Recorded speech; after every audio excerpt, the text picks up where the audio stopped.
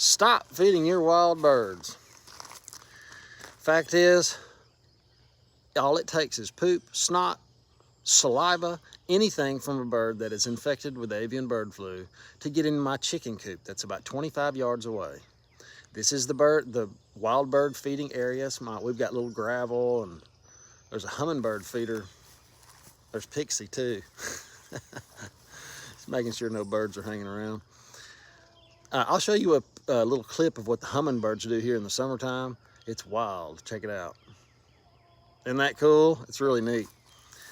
But see, she's got gravel down for the birds for their gizzards, and water and all kind of different bird food for different birds. But good common sense will tell you to keep the wild birds and the domesticated birds separated. It's little things like this. Good common sense will take you a long way in the Thunderdome.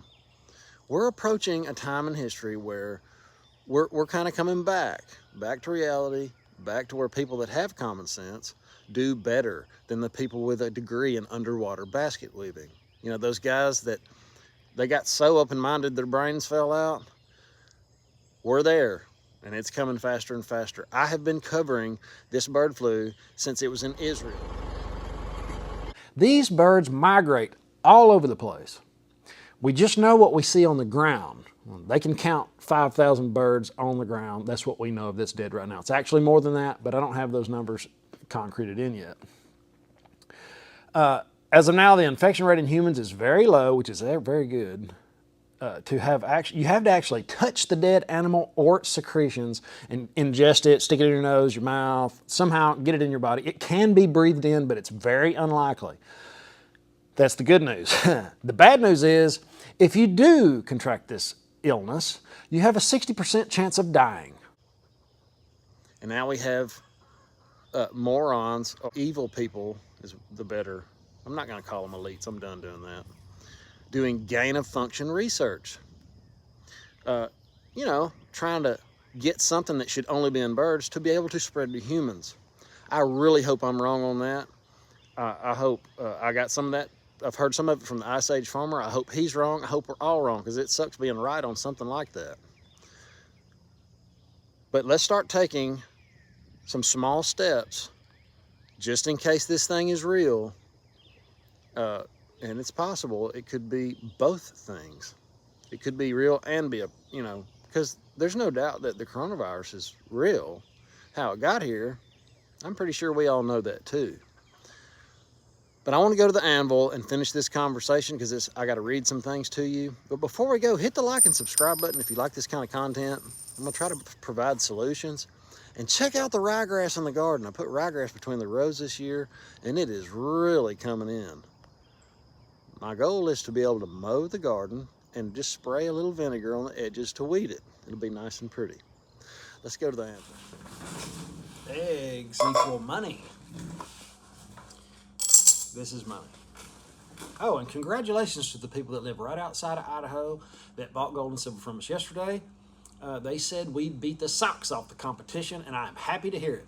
And I don't really care where you get it, as long as you get it, because they're inflating our currency into the stratosphere right now.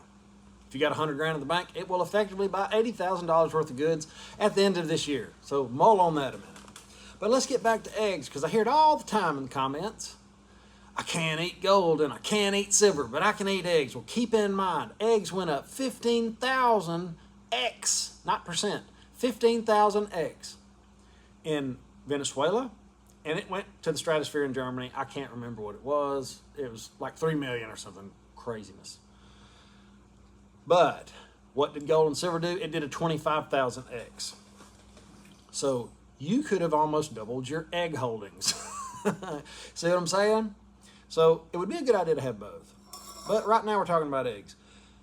So when it goes to looking at a problem, what I try to do is make the problem bigger, really make it just catastrophic. Like, what if there's only 10 chickens left at the end of the Thunderdome? I'm sure there'll be more than that. I'm just saying, if you make the problem bigger, the solution is easier to see. So if there's only a few chickens left, those chickens are going to be worth a lot, especially if they're purebred, Buff Orpington, Americana, Rhode Island Reds, those are everybody's personal favorites. Not mine, they're a little mean to me. But what I'm saying is, now would be a good time to start incubating purebred, or I don't know if they're called purebred or not, but those kind of chickens, the ones that do good. And if you know something, I'm going to say, most of you know more than me about chickens. A lot of you do.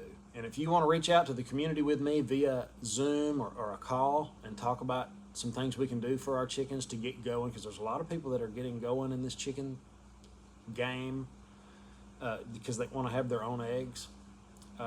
Reach out to me in the comments and we'll do a Zoom call, because I think it's important, and I don't feel like I'm the authority on it. I have been very successful at it, and what I do works, but I know there's somebody else that could probably help me streamline other people's coops. Now, back to chicken and eggs. Eggs and money. So, is it possible that this could happen here? Could eggs do a 15,000 eggs? I don't know, because we're way different than Venezuela. Venezuela did not have a bond market. They didn't have a tax revenue. So I'm not sure what they were thinking, but it was pretty much doomed to fail, as are all fiat currencies. Now this video is supposed to be about eggs, not currency, but that's kind of what we're doing. We're trying to figure out how to get through it, and I know we're going to need eggs, and I know we're going to need a way to exchange them. There's been 2 solutions given so far. Stop feeding wild birds near your chicken coop. That may or may not work, but it can't hurt.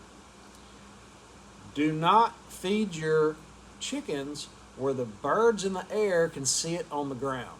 You don't want any poop or saliva or snot from other birds around your chickens. And I'd like to give you a third one. And I'm going to say, what was the third one?